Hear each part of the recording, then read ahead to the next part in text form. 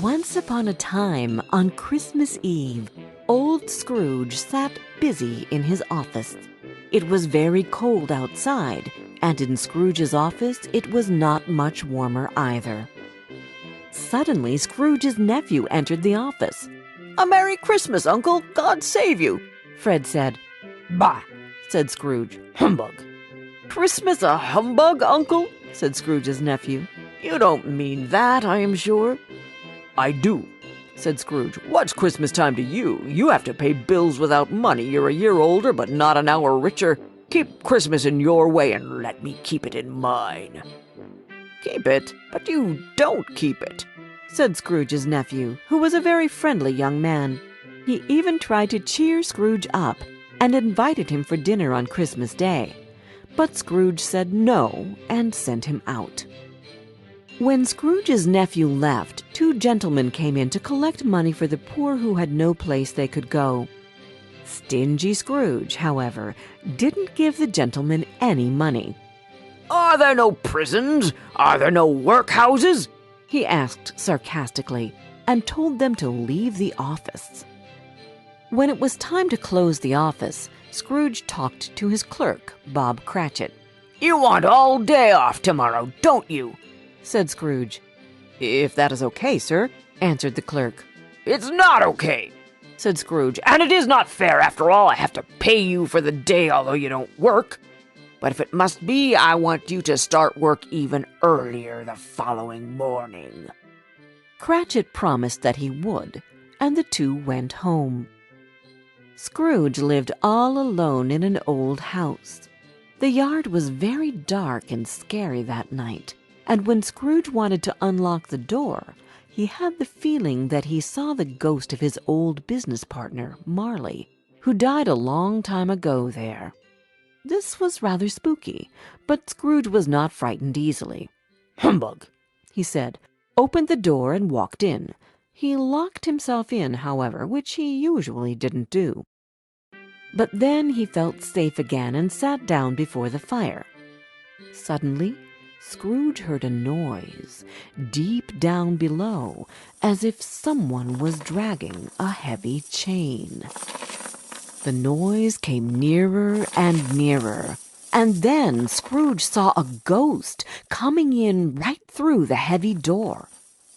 It was Marley's ghost, and his chains were long. They were made of cash boxes, keys, and heavy purses. "Who are you?" said Scrooge. "In life, I was your partner, Jacob Marley. But why do you come to me now?" "I must wander through the world, and I wear the chains because I was so stingy in life. I only cared about business, but not about the people around me. Now I am here to warn you. You still have a chance, Ebenezer. 3 spirits will come to you. Expect the first tomorrow, when the bell tolls 1. When he had said these words, Marley's ghost disappeared, and the night became quiet again.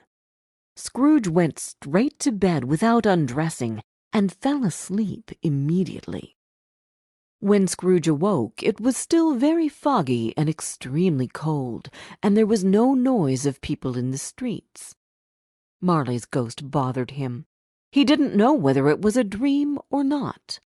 Then he remembered that a spirit should visit him at 1 o'clock. So Scrooge decided to lie awake and wait to see what happens. Suddenly, the clock struck 1. Light flashed up in the room, and a small hand drew back the curtains of his bed. Then Scrooge found himself face to face with the visitor. It was a strange figure, like a child, yet not so like a child as like an old woman. Her hair, which hung about her neck and down her back, was white as if with age, and yet the face had not a wrinkle in it. "Who and what are you?" Scrooge asked the ghost.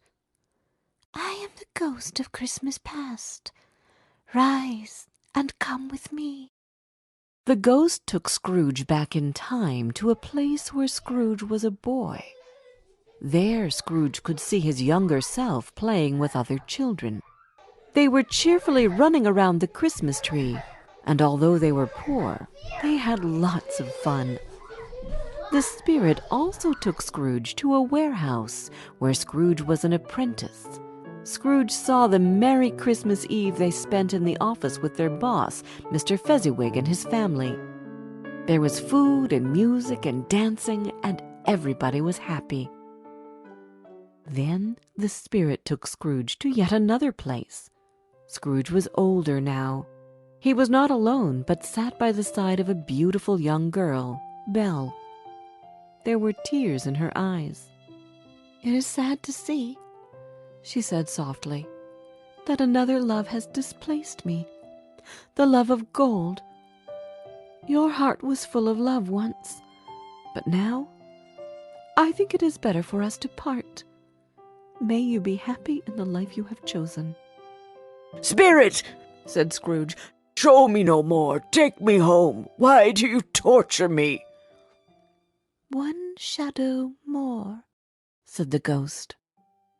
They were in another scene and place, a room not very large or handsome, but full of comfort. There was a happy family celebrating Christmas with all their warmth and heartiness. Scrooge recognized Belle, his former girlfriend. She was now married and had children. "Spirit," said Scrooge in a broken voice, "take me back. I cannot bear it any longer." He struggled with the ghost to take him back, and finally Scrooge found himself in his own bed again. He was very exhausted and sank into a heavy sleep. Scrooge woke up in the middle of a snore just before the clock struck 1 again. He sat up in his bed and waited for the second ghost to come. And there it was, the ghost of Christmas Present. It had curly brown hair, sparkling eyes, and it wore a simple green robe with white fur. Its feet were bare, and on its head it wore a holly wreath. The ghost took Scrooge to Bob Cratchit's house, a very poor little dwelling. In the kitchen you could see Mrs. Cratchit preparing Christmas dinner.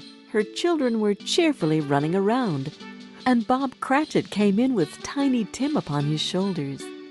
Tiny Tim was Bob Cratchit's youngest son. He bore a little crutch and had an iron frame around his limbs. Then Christmas dinner was ready, and everyone sat down at the table. As the Cratchits were very poor, it was not much they had for Christmas dinner. But still, everyone was joyful, and you could feel that they all had the Christmas spirit in their hearts. "A Merry Christmas to us all, my dears. God bless us," said Bob Cratchit. "God bless us, every one," said Tiny Tim. He sat very close to his father's side upon his little stool. Bob held his little hand, as if he feared to lose him. "Spirit," said Scrooge, who felt sorry for the boy, "tell me if Tiny Tim will live." "I see an empty seat," replied the ghost, "and a crutch without an owner. If these shadows don't change in the future, the child will die." This made Scrooge very sad, but the spirit went on and took Scrooge to his nephew's house. Fred and his friends had a very cheerful party and played games. Scrooge really enjoyed their party and wanted to stay for another while. But in a second it all faded, and Scrooge and the spirit were again on their travels. Suddenly Scrooge noticed something strange about the ghost. 2 children-like figures were at the ghost's feet, a boy and a girl. But they looked old and dreadful, like little monsters. Scrooge was shocked. "Spirit, are they your creatures?" Scrooge asked. "They are man's creatures," said the spirit. "The boy is ignorance, the girl is want. Beware them both, but most of all, beware this boy," said the spirit. "Have they no place they can go?" asked Scrooge. Are there no prisons? Are there no workhouses?" The spirit turned on Scrooge with his own words. The bell struck 12. The ghost of Christmas Present disappeared, and at the last stroke of the bell, Scrooge saw the third ghost coming towards him. Slowly and silently the ghost came nearer. It was very tall and wore a deep black piece of clothing which covered its whole body and left nothing of it visible but one outstretched hand. "Are you the ghost of Christmas yet to come?" asked Scrooge. "I fear you more than any other spirit." The ghost did not say a word, and Scrooge was really scared. They wandered through the city, and Scrooge heard some men talking about a person who had died. Scrooge knew the men and wanted to find out whom they were talking about. But the spirit moved on. The ghost led Scrooge through the streets that were familiar to him, and as they went along, Scrooge looked here and there to find himself, but nowhere was he to be seen.